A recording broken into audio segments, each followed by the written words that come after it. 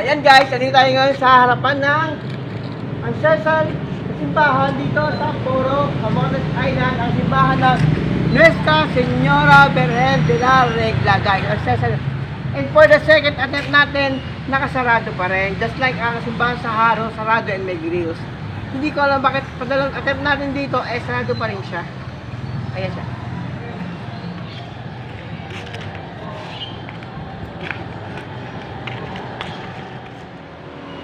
Yan mga kapanggalaan, dito kayo sa may dagat kung saan low tide. Kanyong gano'ng kalayo natin sa Pangpang. Pag high tide guys, yan, ang tubig hanggang dun sa may mga nyug na yon. Pero ngayon ay 5 o'clock na ng hapon, so low tide siya, wala ng tubig.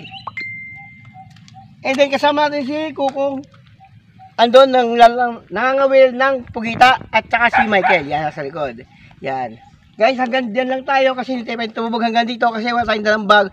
Mababasa yung ating gadgets. Tara, samahan natin si Kukong para makita natin kung ano yung mga Pugita na mabibingit niya. Let's go. Magandang gabi yung talan. Oh guys, Bisaya na yan. Ano kayo? 2 days pa lang ako dito. At marunong ako ng konti mag-Bisaya. Yan guys. Special tong gabi natin kasi last day natin. Tomorrow, uwi na tayo ng Cebu. Magtutours naman tayo South and City Tours. Special to kasi meron naman tayong special tinubuok, yung manok na tinola na isang buo ulit. Just like nung huli punta natin dito, ganyan, di ba? Yan. And then meron tayong sinigang ng Bisaya. Sariwang sampalok ang ginamit nila dyan. Kaya lang guys, hybrid tayo dyan. And then, as usual, meron tayong kinilaw na flying fish naman yan. At ito na yung special part ng ating kwentuhan, ang yan, sabi ko nga, luto nila masarap. Ayan, at nag-rent tayo ng video okay guys, yan para masaya yung ating last night at kasama natin yung ating mga kamag-anak dito. Yan, hindi lang makita kasi napakaliwanag. Yan, at yun yung best part, ang ating tikiman. Sambu talaga yan. Wow. Yun guys, so, isang hita talaga, ulam na yan. Would you believe, native na Tagalog, isang buwan na palambot na lang ganyan. Sabi nga ni Sharon Cuneta, hindi masarap ang manok pag hindi kinakamay. Sarap. Masang malasa. Ba itong sinigang na pagkakataba, high blood ang kasabat. Guys, ang sarap, lasa yung sampalok. And then, yung huli namin kanina doon sa dagat, yung Pugita na inadobo.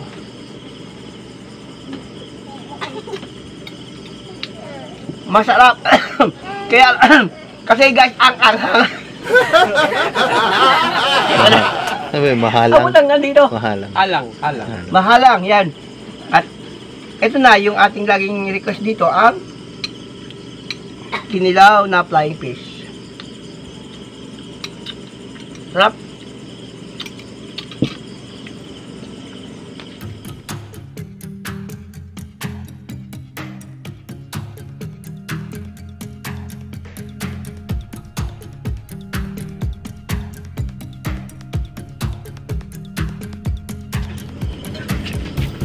Alito.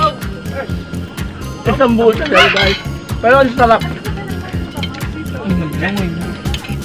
Inalagay pa nila dyan is yung oregano. Papasarap. Kain mo na ako, bye. Yan mga kapanggala, last stop natin dito sa Bukilat Cave, dito sa MacArthur. Guys, ito ay isa sa pinaka tourist spot and hot tourist spot dito sa Camotes Island. Tara, pasukin natin yung cave. Kasama natin si Teddy. Yan. Let's go.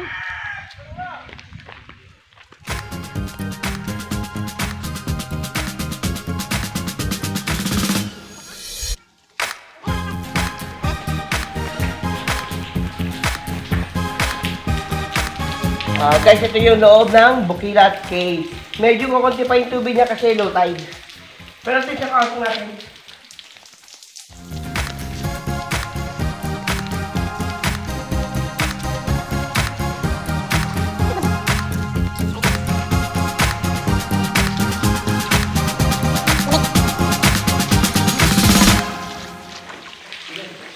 maganda rito. Yung ilaw na ganito sa kanya guys sa taas. Yan. And si Teddy, napapagod na daw kasi puro bato. Ayan, Teddy. Apa. Guys, tubog tayo ng tubig. Saan nyo, akala nyo walang tubig pero meron. Sobrang ilaw.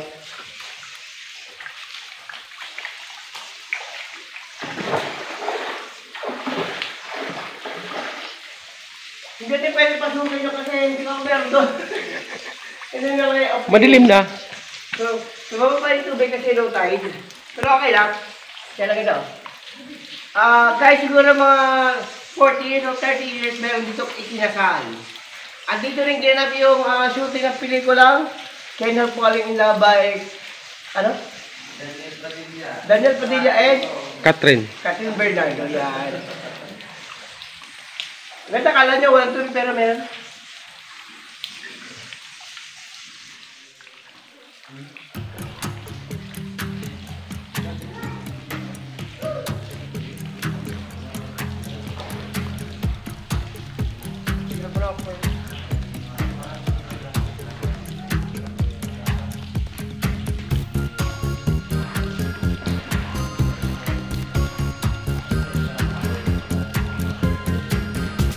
Yan guys, nag-high tide na, medyo malaki na yung tubig.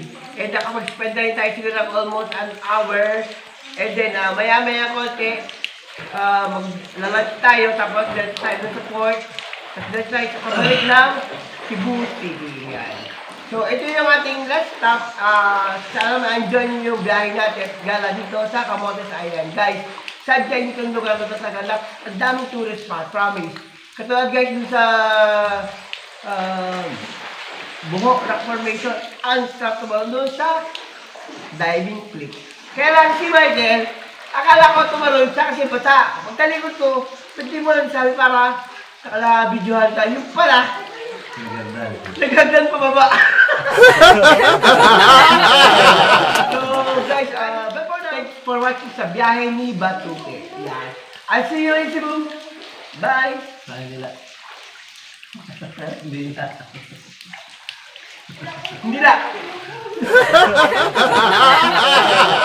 Nakapamigay na rin para tayo ng sticker. Almost 50 pieces dito sa Camotes Island. Yan. So, yung mga tricycle, yung mga nakailan natin, nabigyan natin ng mga restaurant, nabigyan natin ng ating sticker.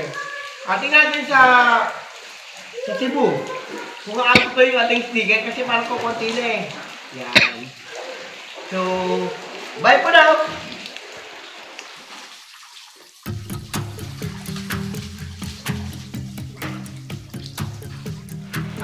Guys, ito palang booking natin, ang naka-discover ay ang bayako, yung alligator ba yun kung tawagin.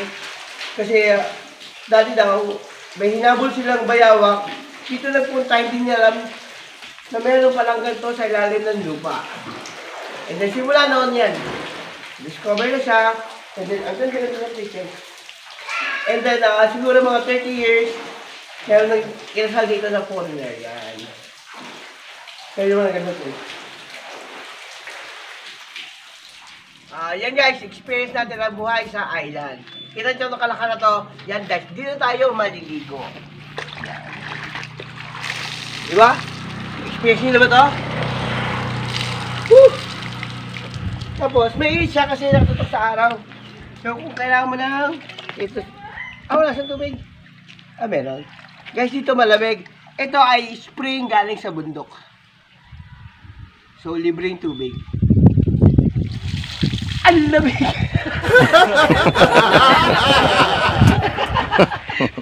Guys, ang lamig ng tubig kasi nga galing siya sa bundok.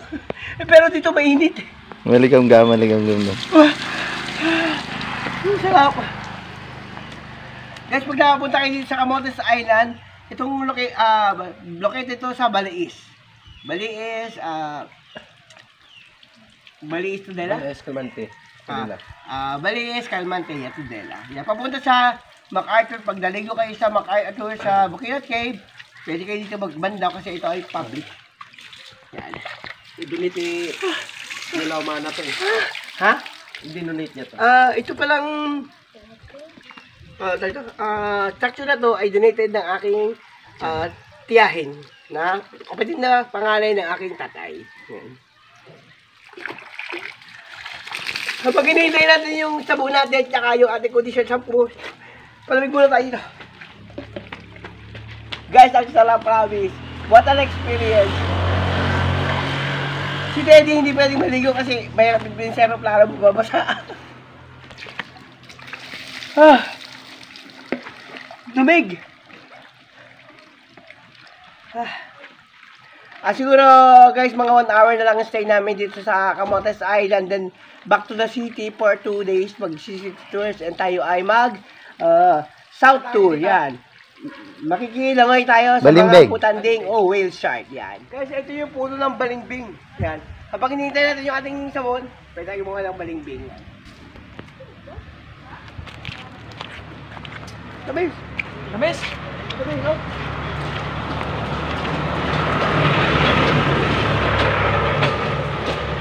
Ay ko! Nagalit sa akin yung puno. Dagsakan ako. Yan mga kapanggala. Third day and last day natin dito sa Camotes Island. So, kailangan kumain tayo ng mabilis kasi baka may wala tayo ng ating ferry. Yan. At ating tangayan guys ay Lechong Cebu. Na napakalinamnam. Ibang-iba lasa talaga. Pero guys, ang kaiba ng lechong sa Cebu at sa Manila, ang sa Cebu, walang sauce. Sa Manila, may sauce. Pero masarap siya. Kahit walang sauce. At meron tayong special na kinilaw na kamote top. Yan. O talbos ng kamote. Bagin ba? Sarap yan. And then guys, kung natin sa oras, yung ating gagawin na magagawa natin dapat na Shoot to kill. kilaw, pinaprito na natin kasi magtatagal pa tayo. Ingabol tayo ng oras, so kaya muna kami. Pakita tayo mamaya doon sa port area. Bye-bye!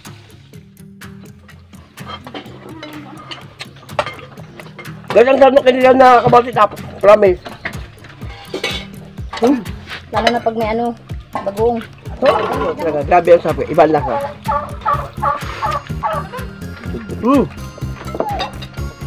Malyam ng tsaka at walang sauce guys.